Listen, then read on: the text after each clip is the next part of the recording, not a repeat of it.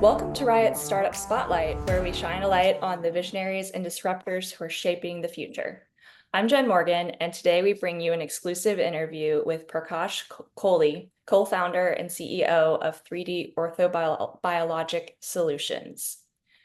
Hi, Prakash. To begin, can you tell us a little bit about your company? Hi, Jennifer. So 3D Orthobiologic Solutions is a company that essentially 3D prints bone graft scaffolds for surgery.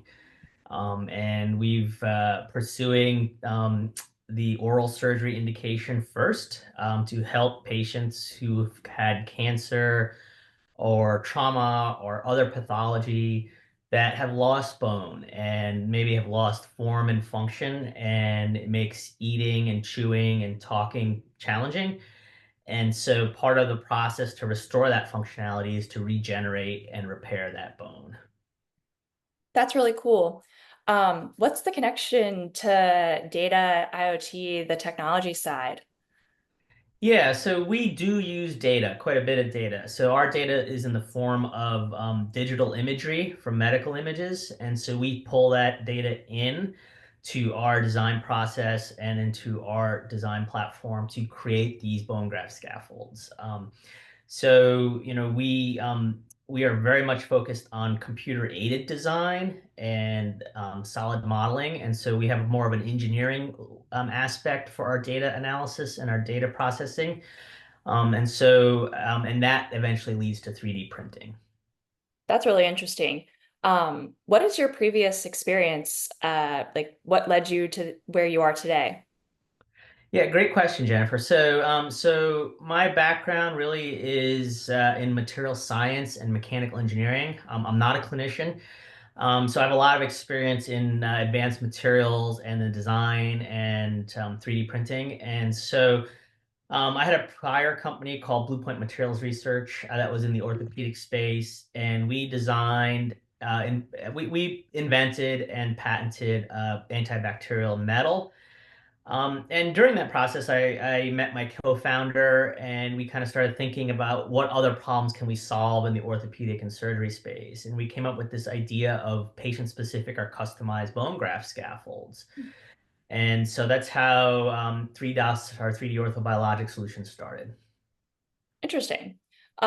So what inspired this? Why 3D printing bone grafts?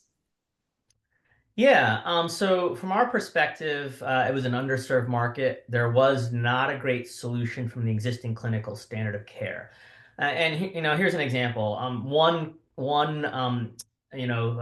Possible avenue for treating bone defects today is to take bone from the patient's own body, and surgeon may take the bone from the top of the hip, top of the shoulder, or from the leg.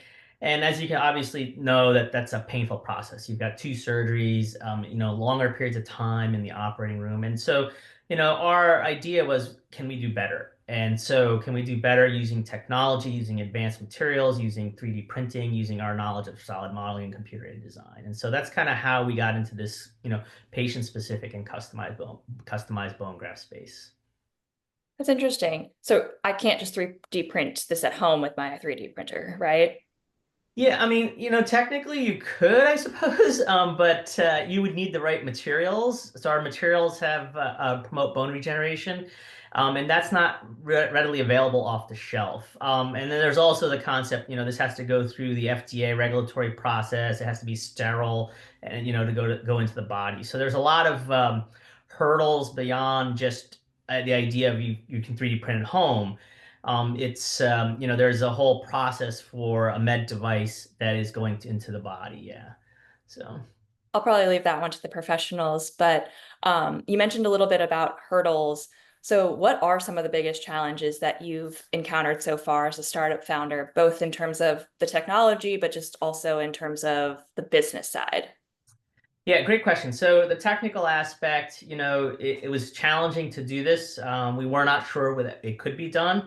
We were able to solve a lot of problems from the engineering and the design perspective, as well as a 3D printing perspective. There's also the regulatory barriers and hurdles to show safety and efficacy in patients when we eventually come to market. And then from the business perspective, it's the idea that we are an early stage company, and it's like any other early stage company, resources are tight, and that can be money, time, people, and we had to figure out how to do more with less. And as a founder and as the CEO, I wear a lot of hats because if we don't have someone to do that particular role, I fill it. We've gotten much further along. We have more people now, and we're moving along quickly now. That's awesome.